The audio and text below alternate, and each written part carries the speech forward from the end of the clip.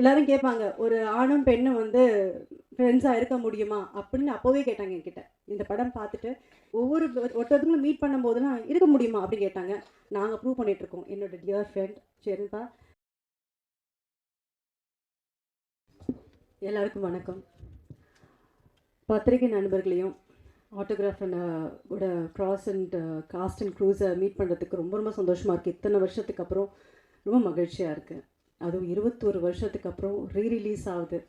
நிறைய பேசிட்டாங்க இந்த படத்தை பற்றி, எக்ஸ்பீரியன்ஸ் பற்றி. இது கண்டிப்பாக ஹிட் ஆகும். ஏன்னா இந்த ட்ரெய்லர் பார்க்கும்போதே புதுசாக இருந்தது. அதுவும் சொல்லியிருந்தார்.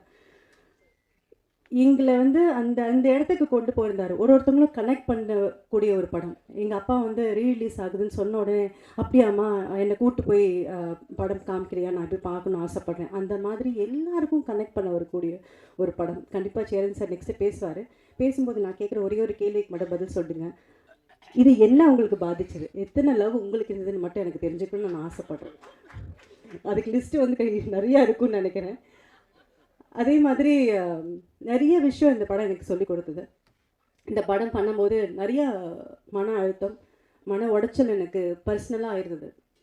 அது கண்டுபிடிச்ச ஒரே பர்சன் பார்த்தீங்கன்னா சரி. ஆட்டோகிராஃப் சாங்ஸ் ஷூட் பண்ணிகிட்ருக்கோம். ஷூட் பண்ணிகிட்டு இருக்கும்போது ரொம்ப ரொம்ப மன கஷ்டத்தில் இருந்தேன்.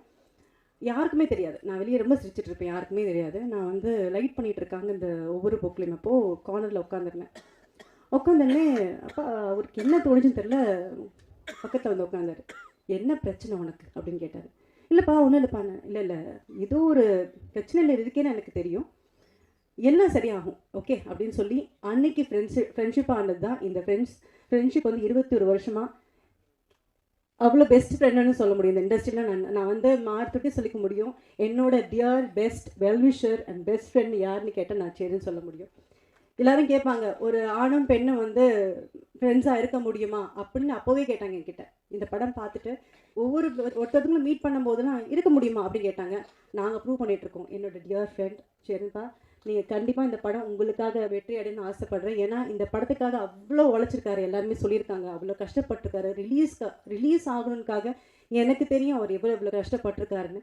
அதை ரிலீஸ் பண்ணதுக்கப்புறம் அவருக்கு வந்து அந்த அந்த சந்தோஷம், அந்த வெற்றி அடைஞ்சதுக்கப்புறம் எங்கள் எல்லாருக்கும் வந்து அந்த வெற்றி அவருக்கு கிடச்சதுன்னா எங்களுக்கு சந்தோஷம் இருந்தது. ஏன்னா அவ்வளோ கஷ்டப்பட்டவர் அவர் அந்த படத்துக்காக. ஒவ்வொரு ஃப்ரேமும் ஒவ்வொரு விஷயமும் ஒரு கதாபாத்திரமும் நம்ம வந்து கனெக்ட் பண்ணக்கூடிய ஒரு விஷயமா இருந்தது. எனக்கு பிடிச்சமான ஒரு படம், நான் நடித்ததுலேயே எந்த படம் எனக்கு ரொம்ப பிடிக்கும்னு கேட்டிங்கன்னா ஆட்டோகிராஃப் சொல்வேன். கண்டிப்பாக ஒவ்வொரு பூக்களுமே சாங் நான் கண்டிப்பாக காமிக்கணும்னு ஆசைப்படுவேன். ஒரு சாங்கில் எனக்கு எவ்வளோ எக்ஸ்பிரஷன் சொல்லி கொடுத்துருக்காருன்னா அது அந்த எக்ஸ்பீரியன்ஸ் எனக்கு போதும். ஒரு இதில் வந்து அந்த மாதிரி வரும். அதில் வந்து அவர் ஏதோ யோசனையில் போகிறீங்க, யோசனையிலேருந்து நீங்கள் வெளியே வந்து அதுக்கப்புறம் நீங்கள் பாட ஆரம்பிக்கிறீங்க. இந்த விஷயம் வரையும் எனக்கு சொல்லி கொடுத்தவர். And I will always owe this to you சரிப்பா. I really loved working with you. In fact இந்த செகண்ட் பார்ட் பண்ணணும்னு நினைக்கும் போதோ இல்லை பிரிவும் சந்திப்பும் பண்ணணும்னு நினைக்கும் போதோ நம்ம ஃப்ரெண்ட்ஸ் தானே எப்படி ஹஸ்பண்ட் ஒய்ஃபும் நடிக்கிறது அப்படின்னு கேட்டார். அவருக்கு அந்த ஒரு டவுட் இருந்தது. பட் அதை மீறி ஒரு நல்ல படங்கள் நாங்கள் பண்ண முடிஞ்சது. அண்ட் கண்டிப்பாக இந்த ரீரிலீஸ் ஒரு பெரிய வெற்றி அடையும். எனக்கு எல்லாருமே வந்து இப்போ நிறைய லவ் வந்துருச்சு. ஜென்சி லவ் வந்து வித்தியாசமாக லவ் பண்ணுறாங்க. ஆனால் லவ்னா இதுதான் அப்படின்றத காமிச்சிருக்காரு. கண்டிப்பாக இது எல்லாருக்கும் பிடிக்கும் நம்பர் திருப்பியும். தேங்க்யூ.